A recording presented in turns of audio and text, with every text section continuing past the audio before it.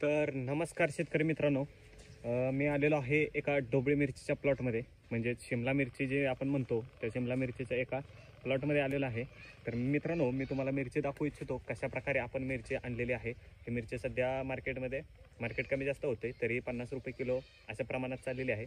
चांगल्या पद्धतीने मिरची आत्तापर्यंत या मिरचीचे 7 लाख रुपये झालेत. हे पाऊण एकराचं प्रमाण आहे, म्हणजे 1 एकराला थोडीशी कमी. तर मित्रांनो, मी तुम्हाला मिरची दाखवतो कशा पद्धतीने मिरची आपण आणलेली आहे. मिरचीला आत्ता कंप्लीट 5वा महिना झालेला आहे. कंप्लीट 5 महिने झालेत. मिरचीचे आत्तापर्यंत 7 लाख रुपये झालेत. तर बघू शकताय, मी तुम्हाला पहिला मिरची दाखवतो, त्याच्यानंतर मी तुम्हाला मार्गदर्शन करेन की कशा पद्धतीनं आपण मिरचीचं चांगल्या पद्धतीनं संगोपन करू शकतो, कशा पद्धतीनं आपण मिरची चांगली सांभाळू शकतो. तर आणि यामध्ये मी सांगणार आहे तुम्हाला की जे काही वेळा झाडं जळतात, ओला करपा आणि कुजवा, याच्यासाठी काय करावं हे मी माहिती तुम्हाला सांगणार आहे. व्हिडिओ शेवटपर्यंत नक्की बघा.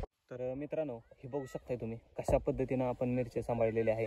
झाडांची हाईट जास्त झालेली आहे आत्ता, कारण मिरची 5 महिन्याची आहे. तरी पण अजून शेडनेट टेकायला कमीत कमी अजून 3 ते 4 महिन्याचा टाईम घेईल. म्हणजे सरासरी ही मिरची 8 महिने कंपल्सरी चालणार आहे. ह्या मिरचीला खूप टाईम झालेला आहे, त्याच्यामुळे झाडे थोडी सुकलेले दिसतात.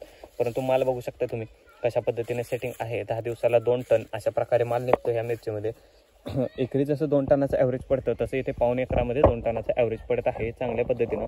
तर ही मिरची आहे इंदापूर तालुक्यामध्ये. या मिरचीसाठी मी म्हणजे स्टार्टिंगपासून या मिरचीला मी कन्सल्टिंग करतोय. सुरुवातीपासून आपण मिरचीला पूर्ण चांगल्या पद्धतीनं सांभाळलेलं आहे. आणि या मिरचीमध्ये माझं टार्गेट आहे या मिरचीला 12 महिने चालवायचं. या मिरचीमध्ये मध्ये एक रोग आला होता, ज्या रोगामध्ये झाड पूर्णपणे वाळून जायचे. तर ते वाळून जाणाऱ्या झाडांसाठी काय करावं याच्यासाठी मी तुम्हाला शेड्यूल सांगणार आहे. ते शेड्यूल तुम्ही फॉलो करू शकताय, किंवा माझा कॉन्टॅक्ट नंबर आहे, तुम्ही कॉल करू शकताय, तुम्ही ऑनलाईन ट्रीटमेंट घेऊ शकताय. तर मित्रांनो, कॉल करा किंवा संपर्क साधा किंवा हे ट्रीटमेंट करून पहा नक्कीच. मित्रांनो, आपण शेड्यूल देण्यापूर्वीचं हे एक झाड होतं, जे झाड पूर्णपणे वाळून गेलेलं. हे झाड असं वाळून मुळींची पूर्ण वाढ थांबलेली असते व झाड हे वाळून गेलेलं असतं. आणि इथे बुडामध्ये जे हे आहे, इथे काळं पडून हे झाड पूर्णपणे वाळून जातं. याला आपण म्हणतो ओला करपा किंवा कुजवा म्हणू शकतो याला. तर मित्रांनो, अशामध्ये काय करावं शेतकऱ्यांनी? तर मित्रांनो, याच्यामध्ये पाण्याचं प्रमाण, पहिली गोष्ट म्हणजे पाण्याचं प्रमाण कमी करावं. जमिनीमध्ये पाण्याचा निचरा व्हावा याची काळजी घ्यावी. आपल्या जमिनीमध्ये पाण्याचं व्यवस्थित संगोपन होतंय का, पाण्याचं व्यवस्थित निचरा होतोय का, याची नक्की काळजी घ्या मित्रांनो. कारण काय होतं, पाण्याचं प्रमाण जेव्हा जास्त होतं तेव्हा झाडं जाळायला चालू होतात. किंवा जेव्हा आपण एखाद्या वेळेस बुरशी येऊ शकते. बुरशी आल्यामुळे मातीमध्ये हे बघू शकताय, बुरशी आल्यावर अशा प्रकारे झाडं जळून जाऊ शकतात. हे झाडं आधी जळत होते.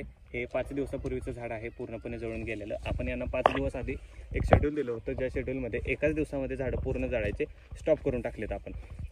तर मित्रांनो, ते शेड्यूल अशा प्रकारे होतं. मित्रांनो, आपण यांना दिलं होतं वबोली ॲग्रोचं शिल्ड हे एकराला 2 लिटर अशा प्रमाणामध्ये सोडलं जातं. हे पाऊण एकर होतं, याच्यामध्ये आपण 1.5 लिटर शिल्डचा वापर केला होता. त्याच्यामुळे झाडं पूर्णपणे जाळायची बंद झाली. आणि हे बघू शकता तुम्ही सध्या की झाडांची कंडिशन कशी आहे. झाडे अशा प्रकारे जर झाडं चांगली जर तुम्हाला मिळत असतील तर काय प्रॉब्लेम आहे, आपण शेती उत्पन्नामध्ये काय गरज आहे म्हणतो मी. आता ह्या शेतीमध्ये किती कमीत कमी फक्त 5 महिने झालेत. 5 महिन्यामध्ये 7 लाख रुपये म्हणजे महिना 1 लाख रुपये तुम्हाला पडले. त्याच्यामधले 1 ते 1.5 लाख रुपये किंवा 2 लाख रुपये खर्च झालेला आहे आत्तापर्यंत या मिरचीला. 2 लाख रुपये जरी सोडले तरी आपण 4 लाखाचं निव्वळ प्रॉफिटमध्ये आहे.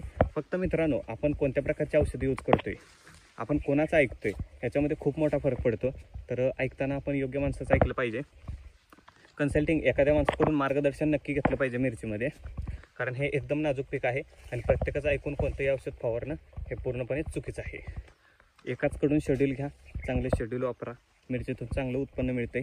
चांगलं उत्पन्न घ्या. आणि अशीच माहितीसाठी माझ्या चॅनलला सबस्क्राईब करा. तर औषधाचं शेड्यूल मी तुम्हाला पूर्णपणे सांगतोय. ते शेड्यूल कसं वापरायचं, किती वापरायचं, काय हे व्हिडिओच्या शेवटमध्ये आहे, ते तुम्ही बघून घ्या. धन्यवाद.